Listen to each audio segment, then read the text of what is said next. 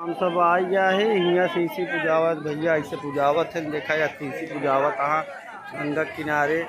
सब नहा नहाए अपन सीसी पुजावत हाँ पूजा अपन बोतल वोतल लाई भैया जाला आप सब चलिए अया देख लो भैया सब नहा के निकल गया यहाँ जाना 2-3 घंटा नहाने ने खूब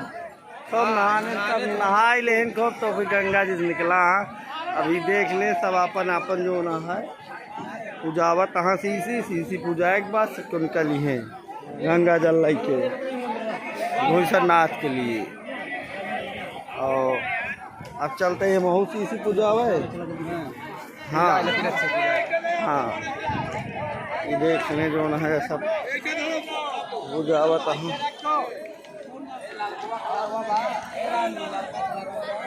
ये देखे सब ये सब हमारे साथी लोग सब पूजावत हाँ ये पंडित जी बैठा मंत्र पढ़े और हम चलते ही अब लड़के बैठे आप